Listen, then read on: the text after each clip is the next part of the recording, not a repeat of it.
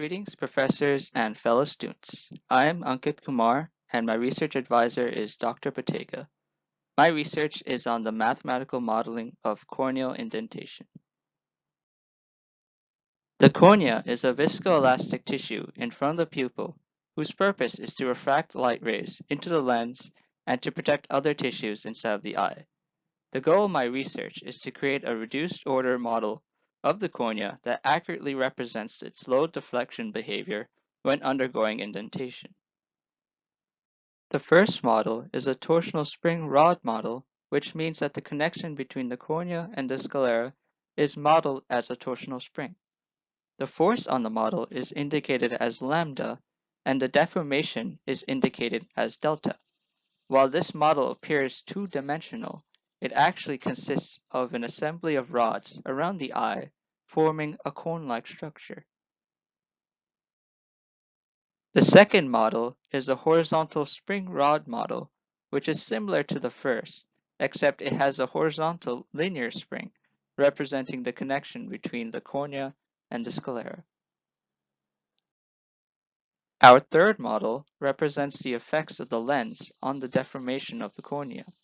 It is meant to be combined with either of the first two models. All the models were solved using work energy principles.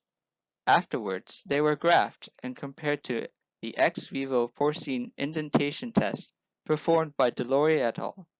In this experiment, loads in grams were applied to a 4.5 mm diameter hemispherical surface placed on the crown point of the cornea.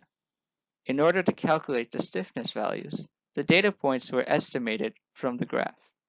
The calculated potential energy of the spring was found by taking the integral under the equation of best fit, which was then used to solve for stiffness values. The models were then graphed and compared to the estimated data points taken from the results by Delory.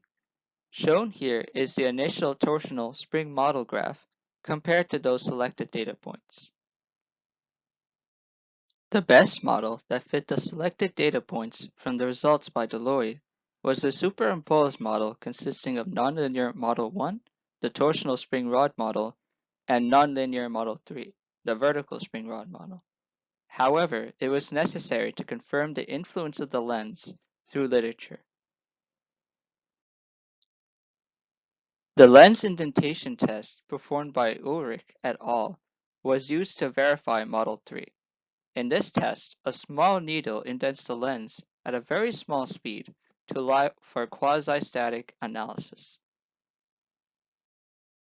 According to Ulrich et al., a 1 mm indentation yields a force much smaller than what Model 3 predicted, and combined with the buckling at 1.5 mm, shows that Model 3 does not correctly represent the influence of the lens.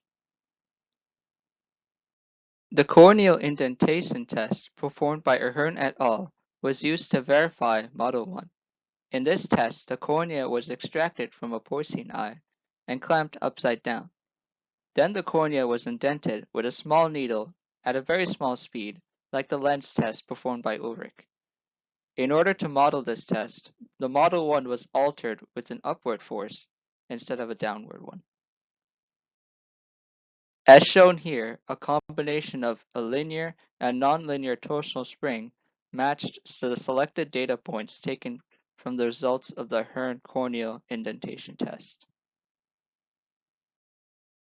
This model, when compared to the data from the eye indentation test results by Delory, shows that it correctly represents the indentation behavior of the eye up until the crown point deflection reaches 4 to 5 millimeters. This suggests that at that indentation level, the eye tissues, in addition to the lens and the cornea, starts to resist the indenter. Our goal in the future is to expand the model to include inertial effects and responses to impact. Then the model will be coupled with a viscoelastodynamic model of a complete eye currently being worked on by a PhD student. This will then be used to study the influence of trauma on eye damage, specifically retinal detachment. I would like to thank the New Jersey Space Grant Consortium for this opportunity to have an educational summer, and I look forward to continuing my research.